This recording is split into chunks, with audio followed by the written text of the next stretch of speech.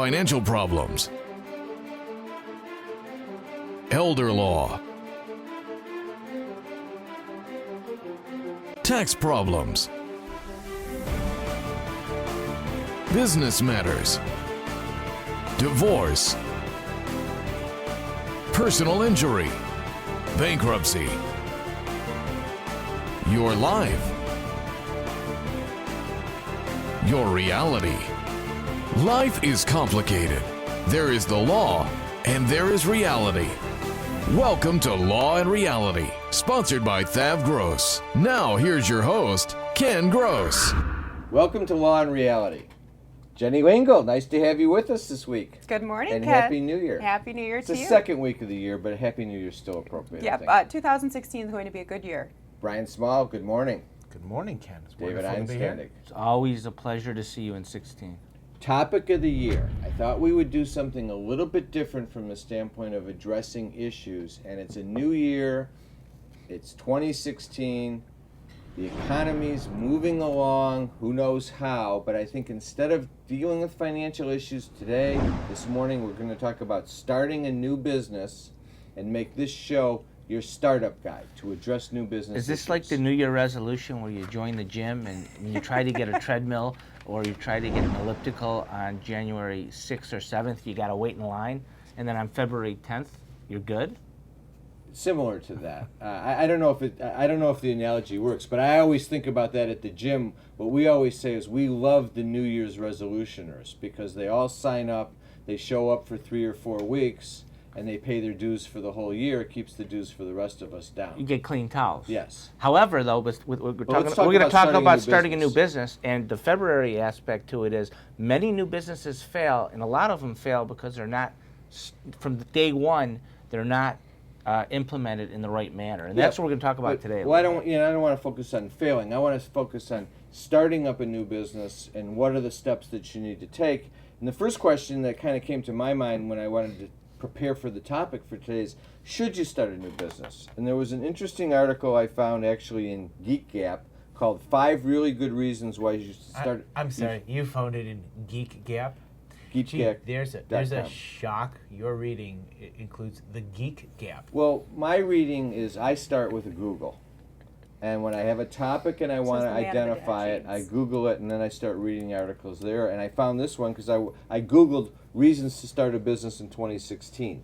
Here's what Minda Zetlin had to say. She's the co-author, actually, of the Geek Gap. You'll have an easier time getting a small business loan. There's never been a better time for crowdfunding, and we're going to talk about what crowdfunding is shortly. Then there's VC funding available. Small business is the new black. You'll be happier, and there will never be a better time to start a business. Now, when I read these, I kind of said, how much application does that really have? When we talk about VC funding, starting a new business could be starting a Subway shop, and it could be starting a big tier 2 or tier 1 automotive supplier where you need millions of dollars of seed capital. So there's a big continuum there as to who our audience is and who we're thinking about. And VC capital, that's getting out there a little bit. The things that you and I, David, have come across with VC capital is you have to have the business up and running generally in order to attract venture capital. To get venture capital on an idea before the business has any track record is very difficult. It's difficult. I recently went through it with the client, but the client had a track record of enormous success. They had credibility. They had a lot of their own money invested already. So then you can attract it. If you don't have that, you're not going to get traditional VC. And then even if you get VC funding, you're going to cringe as to the costs and strings that are attached to that money, even if you are a sophisticated investor and have a good track record. When the VCs come in, they don't come in and say, here's all the money, do what you want with it, and just take care of us. They put a lot of strings on it. Well, Ken, that sounds great if we have an idea that incorporates millions of dollars, but what if we're a mom and pop and we want to just start a business because we're tired of working for somebody else and we want to own and operate our own business because we want to control our own future. What's the best course of the And that's the direction we're going in. And the question there is this a good time to do that? And I still think it is, and I want to go back to, it says there will never be a better time. When I read that, I'm sure you thought the same thing to myself. I thought about Bobby Kennedy. And Bobby Kennedy's line that I've always liked is, if not now, when? You didn't do it enough of an impression. Not now, when? He likes that. The truth of the matter is, I don't think it was really Bobby Kennedy's line, but he was the one who always said it. And that I think there's truth to that. If your desire is to go on your own and have your own business, there's a plus. You're your own boss. So you have to scream at yourself when things aren't going well. That's kind of the negative. But at least you don't have to worry about always pleasing someone else, and then if the business is going well, that person takes the fruits of your efforts.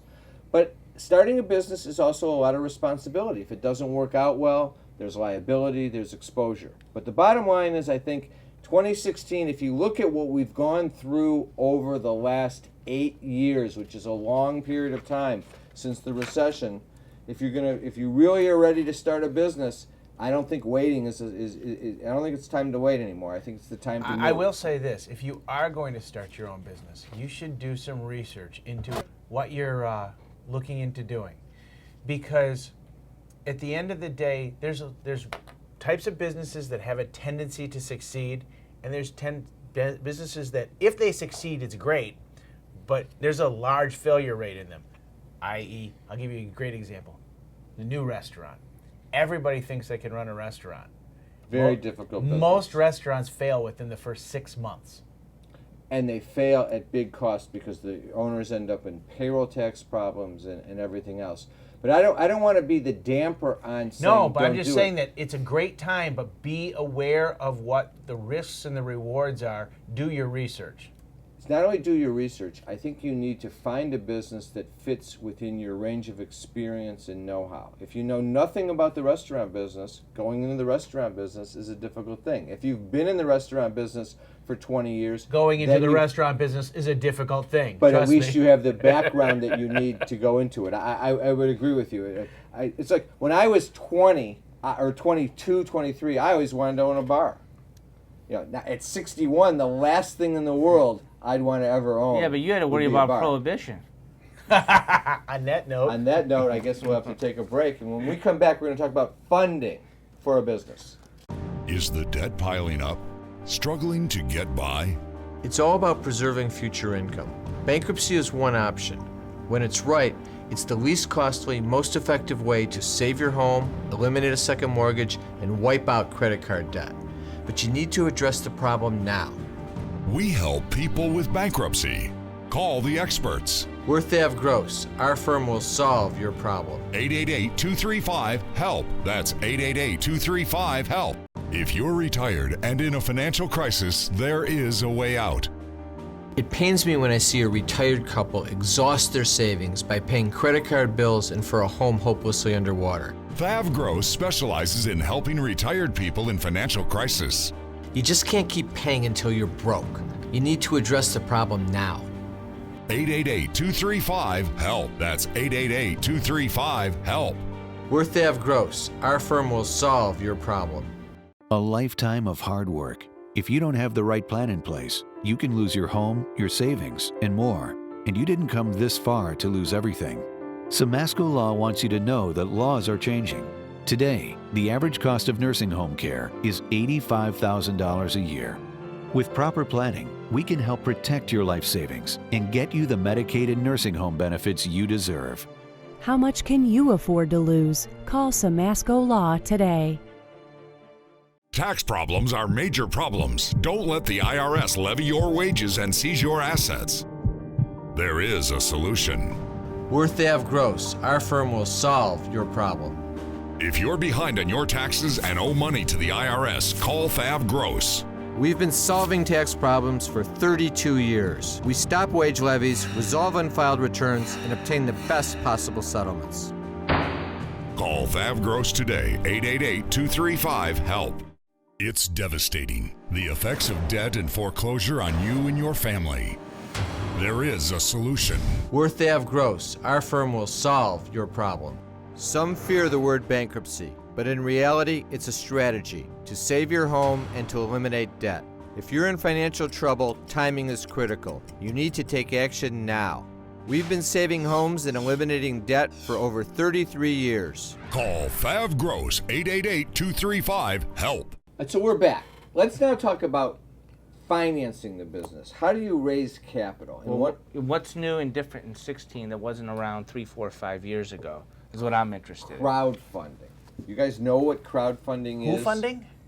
Had you ever heard the term? Yeah, I see it all the time now for all sorts of different things. Where I see it on Facebook. Yes. Is where I see I it see all people the time. trying to raise money like to pay for their water heater or Well, crowdfunding, if you want the Wikipedia definition, is it's the practice of funding a project or venture by raising monetary contributions from a large number of people, today often performed via internet media registries.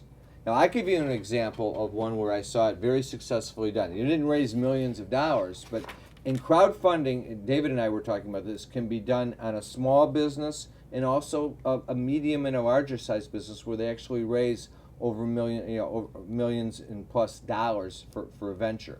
But I saw a friend of mine's daughter decided to go into a yoga studio built out in LA, but the friend is from here.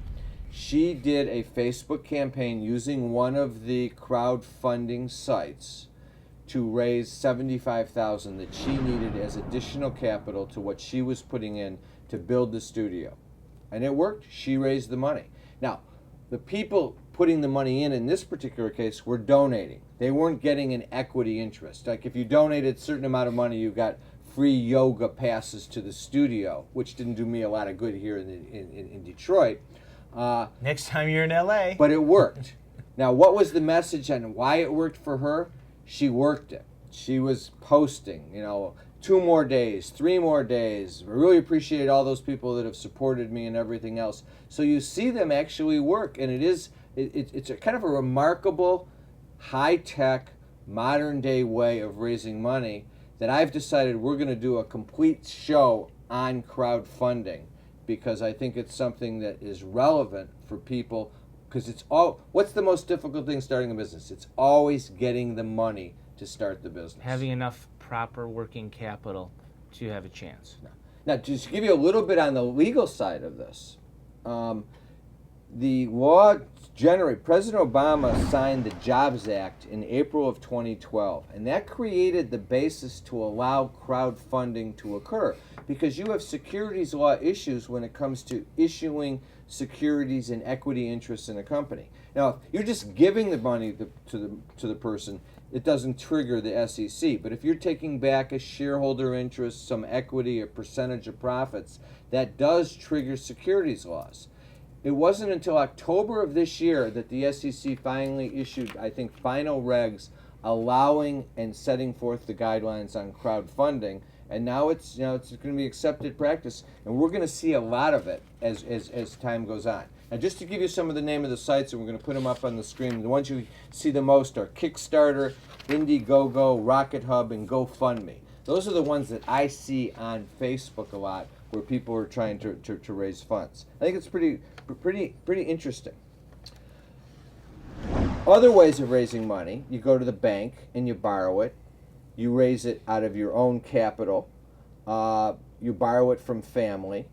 And in that area, the issue in raising capital comes to at what obligation are you on? Are you personally guaranteeing the repayment of those funds versus are you raising capital where you bring in a partner and each of you contributes $50,000 cash? If the business doesn't succeed, you lose your money, but you're not paying the person back that $50,000. We know if there's going to be any type of traditional or commercial borrowing, whether it's a credit union, whether it's a small business loan, whether it's even just a straight loan from one of the banks in town, there's going to be a personal guarantee, almost certainly. With the bank every time.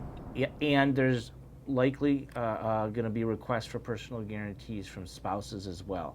I've won this week, small loan, starting up a new business, $226,000 SBA loan.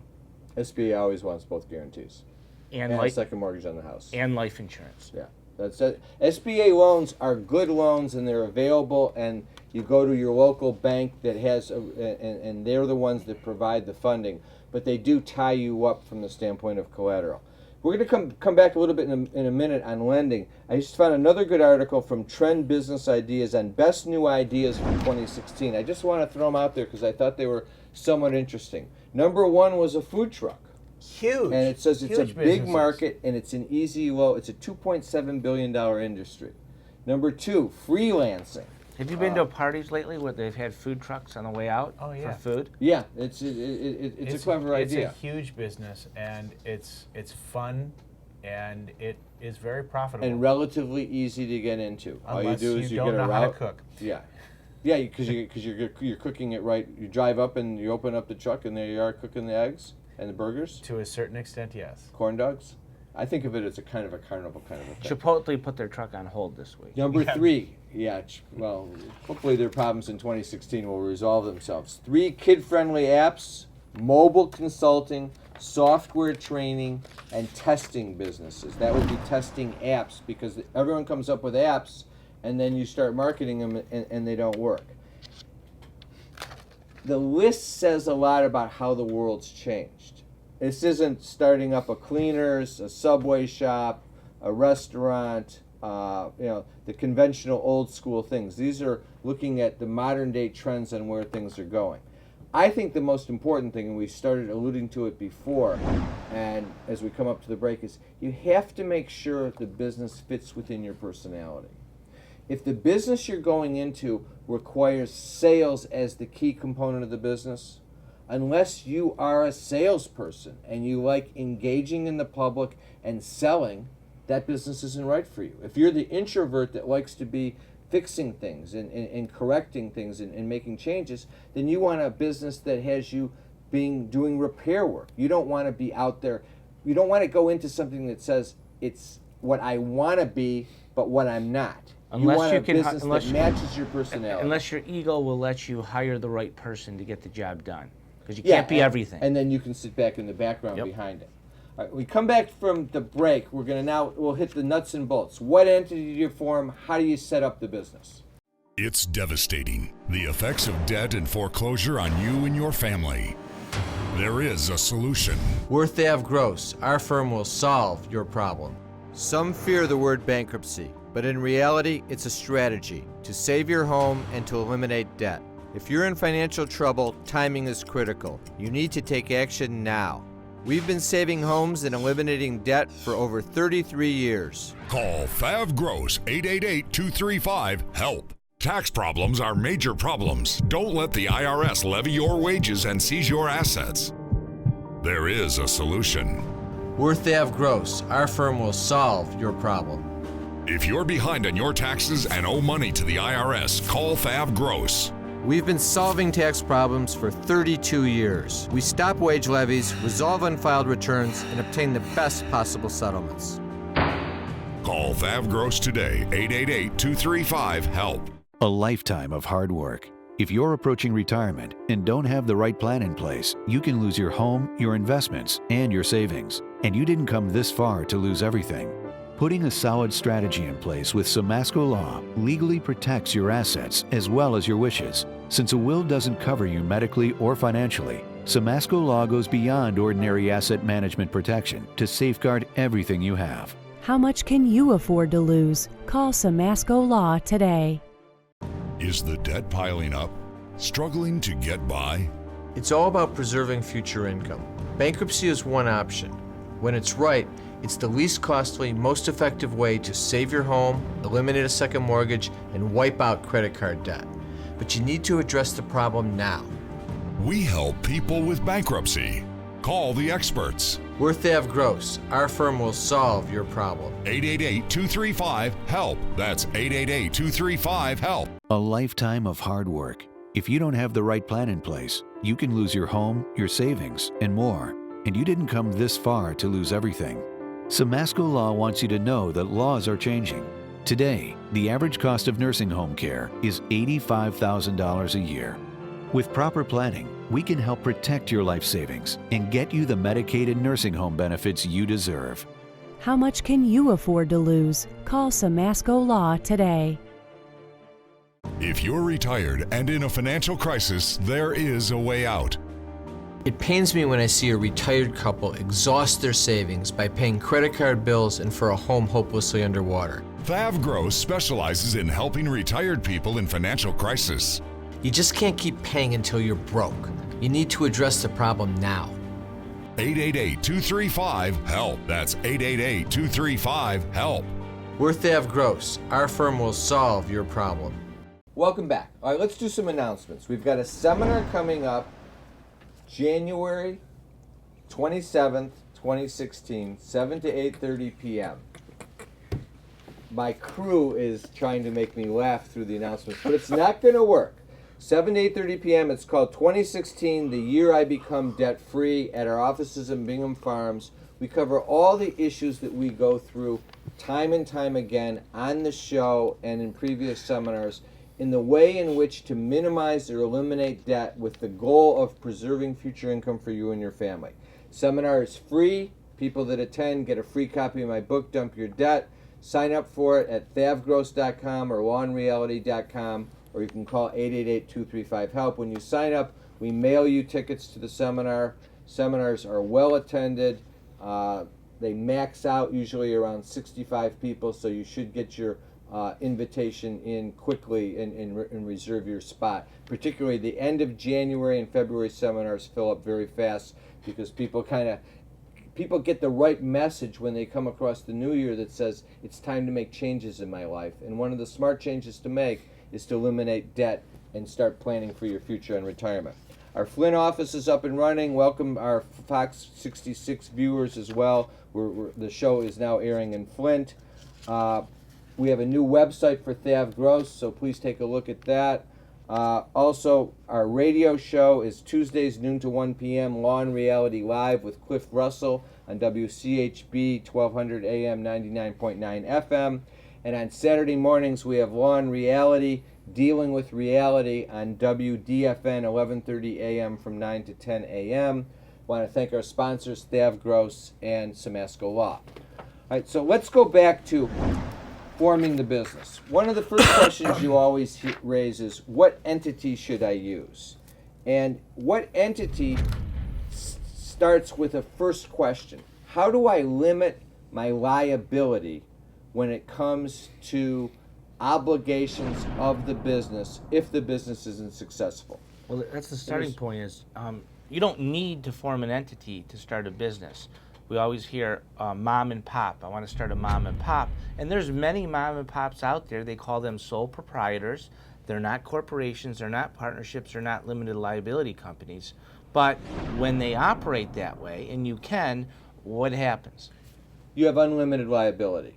If you're a sole proprietor, or if you're a partnership, which is when two people get together and engage in a business for profit, but they're not using an entity, you have unlimited liability. Whatever the company owes, you owe personally. So if the company ends up incurring $100,000 of debts to vendors and suppliers and goes under, you're personally on the hook. Now, you may have personally guaranteed those liabilities, which makes you, no matter whether you're a mom and pop, sole proprietorship, or a corporation of some sort, you still may be liable. But if you form some sort of corporate entity, you can limit other liabilities. And that's where you commonly hear two things. You can form a corporation, or you can form a limited liability company. In either case, by forming a separate entity, the entity is the one engaging in business and is obligated on the debts.